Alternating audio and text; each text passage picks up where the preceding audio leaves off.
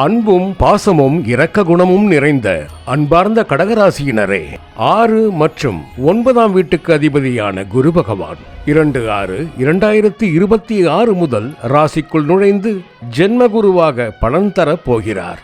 இந்த ஜென்மகுருவானது கடகத்தில் குரு உச்சம் பெறுகிறார்.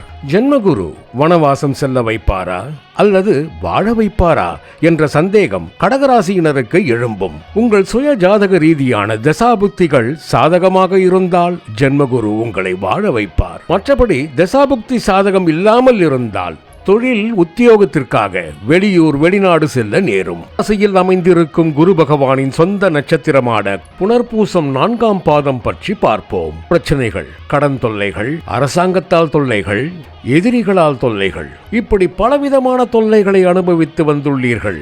உங்கள் சுய ஜாதகத்தில் தசாபுக்தி பலமாக இருந்தால் வெற்றி கிடைத்தாலும் இந்த கஷ்ட துயரங்களிலிருந்து விடுபட்டிருக்க முடியாது.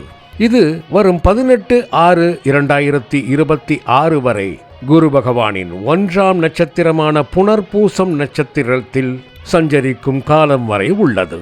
அன்பார்ந்த கடகராசியின் பூசம் நட்சத்திரக்காரர்களே, இதுவரை ராசி ரீதியாக குரு பகவானின் கோச்சார பலன்களை பார்த்தோம். இப்பொழுது உங்கள் ஜென்ம நட்சத்திரமான பூசம் நட்சத்திரத்தில் இருந்து குரு பகவானின் நட்சத்திர ரீதியான கோச்சார பலன்களை பார்ப்போம். தேதி முதல் 18/6/2026 வரை தங்களின் வெற்றி பாதைக்கு வழிவகுத்து தரும் ஒரு அற்புதமான காலகட்டம் ஆகும்.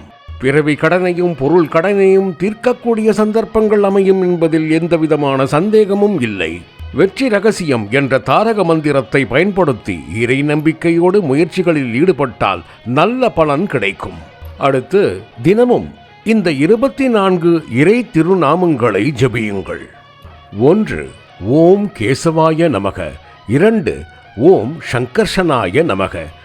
இப்போது உங்கள் ராசிக்கு 3 மற்றும் 12ஆம் வீட்டுக்கு அதிபதியான புதன் பகவானின் ஆயில்யம் நட்சத்திரத்திற்கு இந்த குரு பயிற்சியின் நட்சத்திர ரீதியான கோச்சார பலன்களை பார்ப்போம்.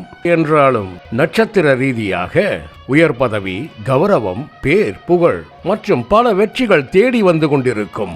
இது 27வது நட்சத்திரமான 7 மற்றும் 8ஆம் வீட்டுக்கு அதிபதியான சனி பகவானின் பூசம் நட்சத்திரம்.